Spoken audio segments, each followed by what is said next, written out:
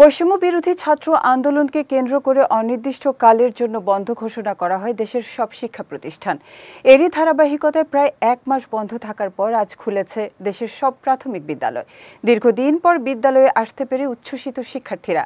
সহকর্মী হৃদয় খানকে সঙ্গে নিয়ে বিস্তারিত জানাচ্ছেন শায়ন সাব্বির।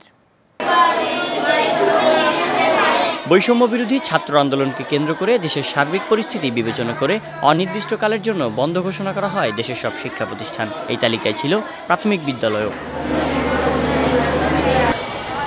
বুধবার সকাল থেকে প্রাথমিক বিদ্যালয়ে আসতে শুরু করে শিক্ষার্থীরা।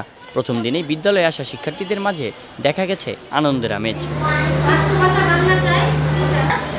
দীর্ঘদিন পর স্কুল খোলায় সহপাঠীদের সঙ্গে ক্লাস করতে পেরে উচ্ছ্বসিত শিক্ষার্থীরা। আমাদের অনেক ভালো লাগতেছে, আলহামদুলিল্লাহ। ফ্রেন্ডদের সঙ্গে দেখা করতে পারতেছি। আমাদের অনেক ভালো লাগছে, অনেক দিন পরে স্কুলে আসছে, অনেক মজা লাগছে, পড়াশোনা হচ্ছে, অনেক ভালো লাগছে আমাদের। আমরা চাই এইভাবে স্কুলটা খোলা থাকুক, স্বাভাবিক থাকুক, তাহলে আমরা আরও পড়াশোনা করতে পারবো। ভালো লাগছে, ইনশাল্লাহ আমরা অনেক ভালোভাবে পড়াশোনা করব।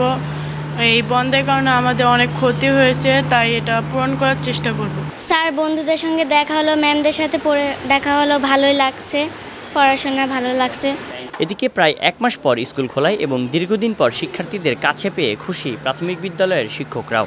দীর্ঘদিন পরে কর্মক্ষেত্রে ফিরেছি, এটা একটা আনন্দেরও বিষয়, আর কাজে মনোযোগ দিয়েছি, এটাও একটা আনন্দের বিষয়। তাছাড়া বাচ্চারা যথেষ্ট উৎফুল্ল এবং উৎসবের সাথেই জয়েন করেছে। দীর্ঘদিন ভালোভাবে পড়াশোনা করতে পারেনি। শিক্ষার্থীরা তাদের সহপাঠীদের সঙ্গে দেখা হয়েছে, ক্লাস করতে পারছে, এর জন্য খুবই আনন্দিত।